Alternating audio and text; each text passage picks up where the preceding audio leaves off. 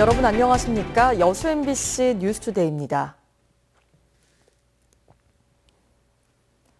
여수시가 지난해 관광객 1,300만 명을 넘어 제주도 용인시에 이어 전국 세 번째로 관광객들이 많이 찾는 도시로 기록됐습니다. 여수시는 올해 새롭고 차별화된 관광 콘텐츠로 남해안 해양 관광 거점으로 자리매김한다는 계획이지만 과제도 없진 않습니다. 김주희 기자입니다.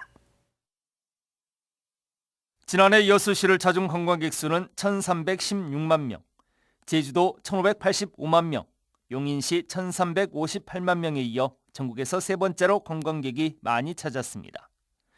여수시는 박람회 개최 이후 SOC 확충으로 접근성이 개선되고 숙박시설이 대폭 늘어나면서 관광 선순환 구조가 조성된 것으로 보고 있습니다. 도로, 교통, 또 항만, 항공시설까지도 이렇게 잘 갖추어가지고 거기에다가 이제 또 여수 밤바다를 그렇게 상징하는 그런 관광 상품들이 많이 개발되면서 관광객들이 이렇게 몰려온 것이라고 이렇게 생각을 하고 있습니다. 여수시는 올해 여기서 한 발 더 나아가 관광객 1,400만 유치를 새로운 목표로 설정했습니다.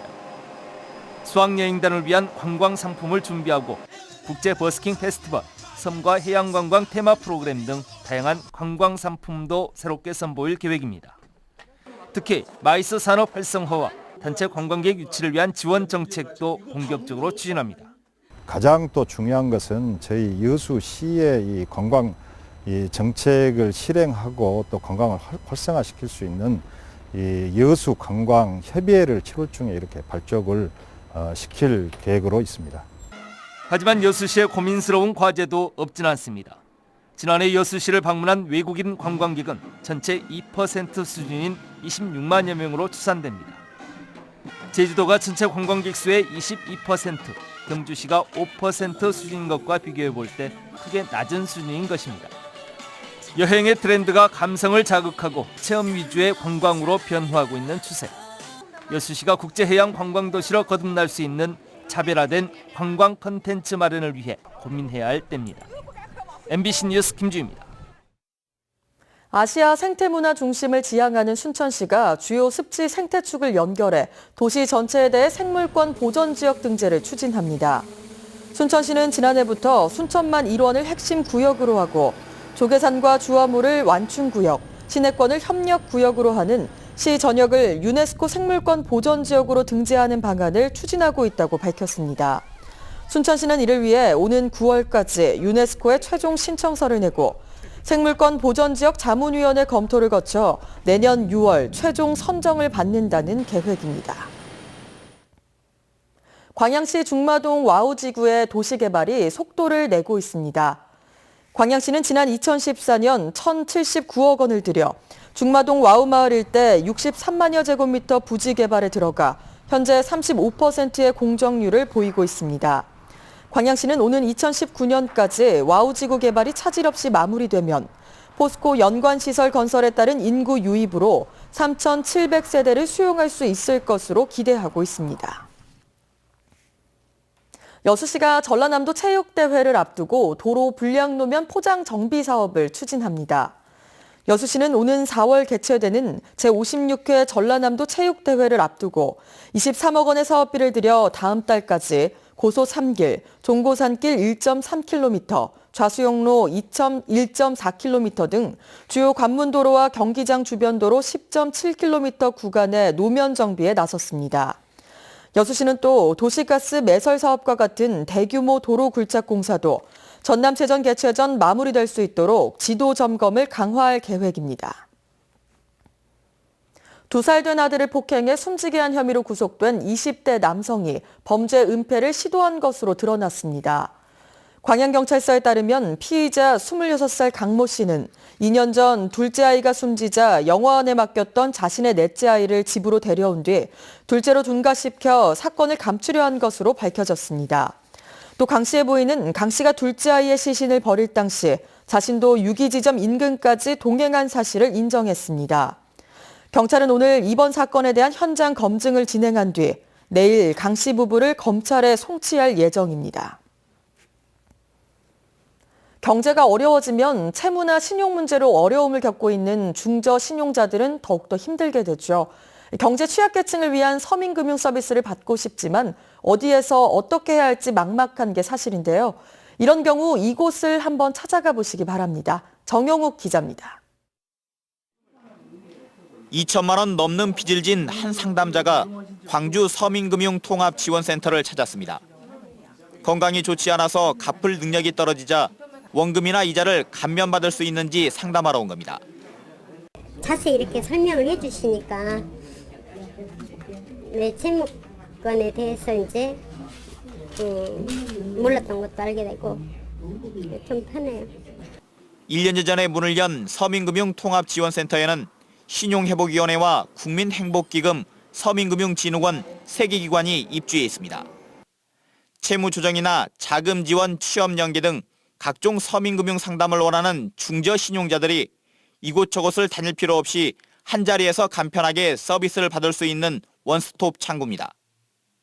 나한테 맞는 제도를 갖다 저희가 안내를 해드리고 또 거기에 필요한 처방까지 내려드리기 때문에 모든 서민금융을 한자리에서 할 수 있다는 장점이 있거든요. 지난해 신용회복위원회 광주지부는 개인 워크아웃 등을 통해 5,300여 명의 채무 상환 부담을 덜어줬습니다.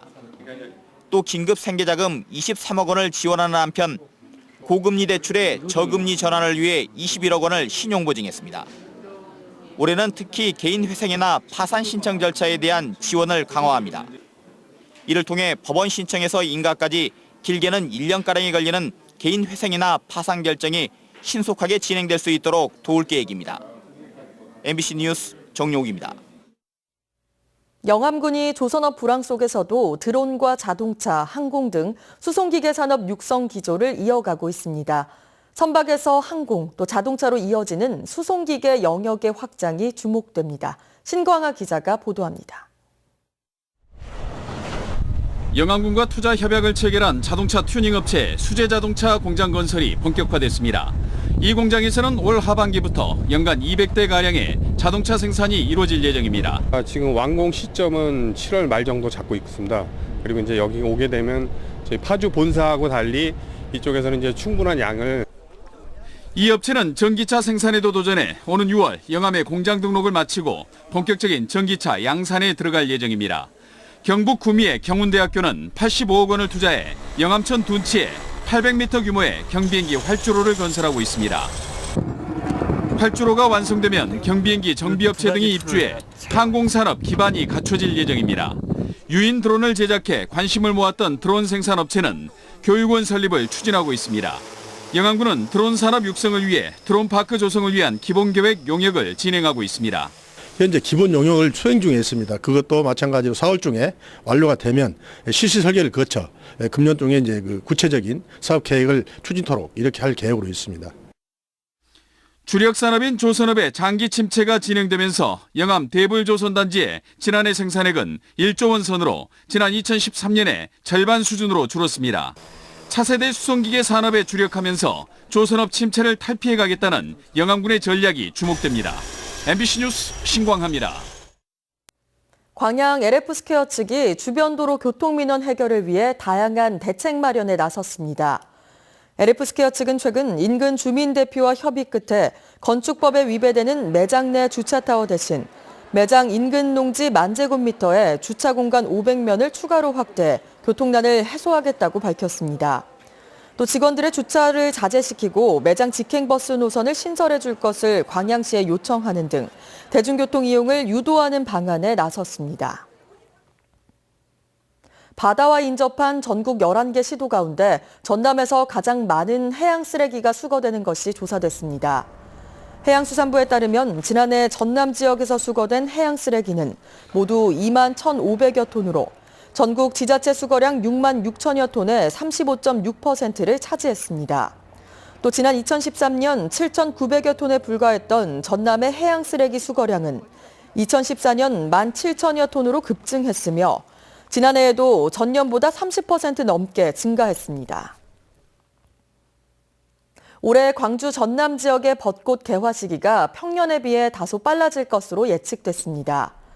민간 기상정보 제공업체인 날씨 153 웨더는 올해 광주 전남 지역의 벚꽃 개화 시기가 한두 차례 꽃샘추위로 지역에 따라 다소의 편차가 있겠지만 여수 다음 달 28일, 광주 다음 달 29일로 평년 대비 4, 5일가량 빨라질 것으로 예측했습니다. 특히 광주와 전남 지역의 벚꽃 만개 시기는 개화 후 일주일여가 지난 오는 4월 2일에서 7일 사이가 될 것으로 전망했습니다. 신학기를 앞두고 감염병 확산 우려가 커지면서 철저한 관리가 요구됩니다. 보건당국은 신학기에 주로 발생하는 수두와 유행성 이하 선염 등의 감염을 막기 위해 개학 전 반드시 예방접종을 완료하고 학교와 각 가정에서도 위생교육이 이루어져야 한다고 강조했습니다. 특히 A형 간염 같은 수인성 전염병은 짧은 기간 내 급격하게 확산할 가능성이 커 공동으로 이용하는 학교 정수기와 급식시설에 대한 철저한 관리가 필요합니다. 여수시가 지역 농가에 야생동물 농작물 피해 예방 시설의 설치를 지원합니다. 주말 동안 참 포근했었는데요. 다시 일상으로 돌아온 월요일인 오늘도 낮 동안은 온화하겠습니다. 지금 출근길은 약간 춥지만요. 한낮에는 서울 9도, 광주와 대구 12도까지 기온이 껑충 오르겠습니다. 그래도 크게 벌어지는 일교차에는 주의하셔서 옷차림 잘 하셔야겠습니다. 오늘 전국 하늘은 대체로 맑겠는데요. 다만 대기 정체로 인해 오전 한때 중서부 지방을 중심으로는 미세먼지가 일시 짙어질 수 있겠습니다. 지금 영남 동해안 곳곳에는 비가 내리고 있는데요. 오후까지 이어지겠고요. 영동 남부와 제주도에도 낮 한때 비가 조금 오겠습니다. 3일절인 모레에는 전국 대부분 지방에 비나 눈이 오겠고 이후에는 찬바람이 불면서 반짝 추워지겠습니다. 출근길 자세한 현재 기온 보시면요. 서울이 영하 1.6도를 보이고 있고요. 전주 영하 0.8도, 울산 2.9도로 어제 아침과 비슷하고요. 바람도 잔잔한데요. 낮 동안에는 서울 9도, 대전과 부산 11도, 광주와 대구 12도 안팎으로 온화하겠습니다. 내일과 모레는 서울의 낮 기온이 11도까지 오르는 등 평년 수준을 크게 웃돌겠고요. 금요일에는 서울의 아침 기온이 영하 4도 선까지 내려갈 전망입니다. 날씨였습니다.